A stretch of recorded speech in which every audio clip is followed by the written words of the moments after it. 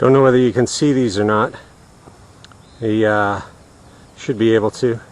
There are two deer behind the house. I think they're adolescent males. Zoom in here. There. Yeah, you can see their antlers. I'm assuming that they're adolescent males, just because of the antlers aren't fully developed. And I'm not familiar with this type of deer, but I'm going to try and move in a little closer. That was a good shot. There you can see one just going into the sunlight. And the other one is, where'd you go? Around here somewhere. There's the other one. Try and zoom in a little bit more. Yeah, that's as far in as it will zoom. And there we are. There's the one that you saw just a minute ago who that was grazing.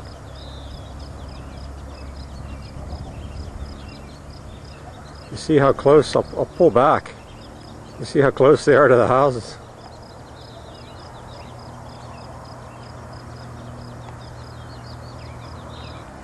Here's another little interesting creature that I just came across. Oop.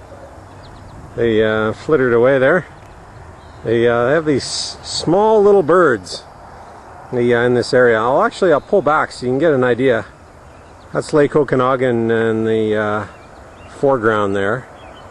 And this forest area is in behind all these homes. This is part of the Westbank First Nations reserve. Our deer is back. We're moving along, I should say. Moving in a southerly direction, more or less. I'll just keep the camera going until the deer fades away. Slowly pan in there, zoom in rather, and into the shadows. And just as I was turning off the camera, yeah, you can see the other one just coming along.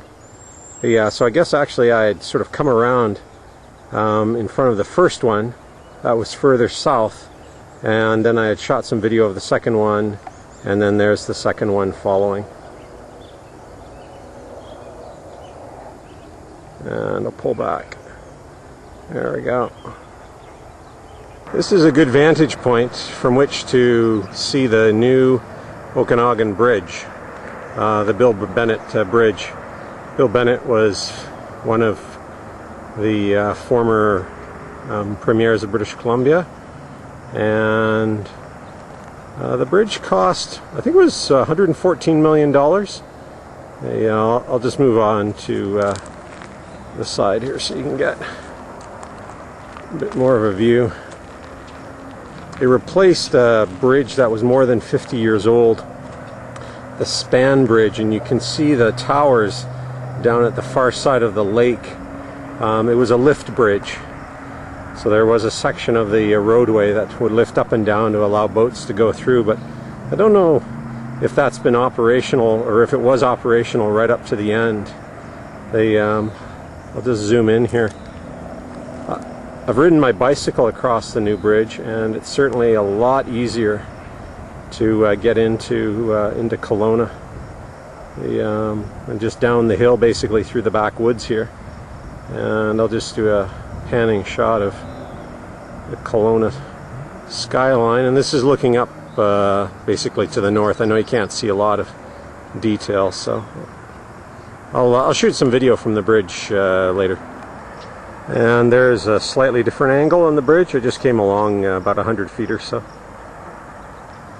You can get a good idea as why so many Canadians who are retiring come to Kelowna. And there's a fair bit of construction going on in different areas of the greater Kelowna area. Greater Kelowna, I guess you could call it metropolitan Kelowna, though it's only got a population of about 105,000, I think it is. But it's got a mild climate and the sunshine. more than anything else, you get more than 300 days of sunshine every year. Okay, this is a great vantage point because it gives you an idea of just how beautiful Kelowna is, particularly in the summertime. Now, today is, I think, June the 24th, and it's been unseasonably cool and wet this June. Not only here, but also in Vancouver. I have a friend in Vancouver who describes it as January. But it looks like the summer is finally here to stay. And that's the marina, by the way. I'll just zoom in on that.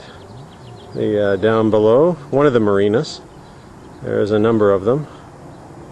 I'll slowly pull back. You can see they have houseboats to rent, and people take them out on the lake. And interestingly enough, there hasn't been as much boat traffic this year as there probably has in past years, simply because of the high cost of gas.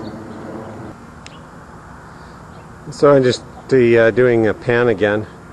So Lake Okanagan heading to the south, which is on the right of your screen, and then looking across the far side, or actually this is called the west side, the community's Westbank.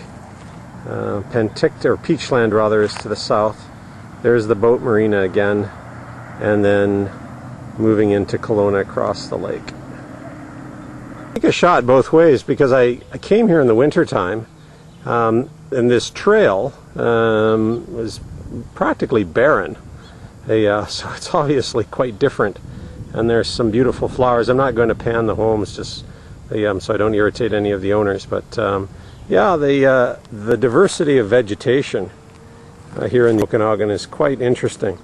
Very different than the type of plants that you get down, for example, in the Lower Mainland or over on Vancouver Island or elsewhere.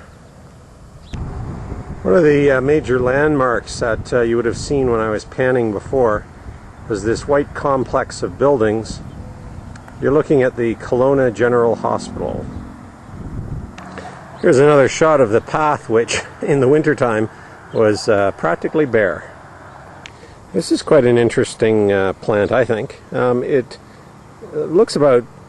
basically looks like China green wheat almost. I have no idea what it is. But it almost has that wheat texture, and certainly the height and straightness to it. But yeah, some type of a grass. Okay, I am going to take a different route back home. I'm going to go down the hillside here and back into the bush. And what I'm hoping is that as I head home, that I will run into the two deer. Okay, part of the way down the hill, and once again, the Bill Bennett Bridge crossing Lake Okanagan. So this shot will give you a good idea of just the amount of forest in behind all the homes. There's homes up at the top, and there's homes towards the bottom, and that's the, well, I guess you could call it a vehicle road or a pedestrian road. Sometimes people go down it in their motorcycles or bicycles. I should qualify my last statement because in the 9 or 10 months that I've been here, on this road that you're seeing, I have seen 2 motorcycles, motocross cycles, ridden by teenagers, 1 bicycle, and no trucks. But obviously they do use it as some sort of a service road, rarely. There's a nice house to live in, one that's got a swimming pool sort of in the front yard. And as we enter the backyard, we can see one of the fairly ubiquitous robins that seem to spend a fair bit of time in this backyard, hunting for worms and insects, other things to eat. Too bad we couldn't somehow train these robins to trim the grass simultaneously.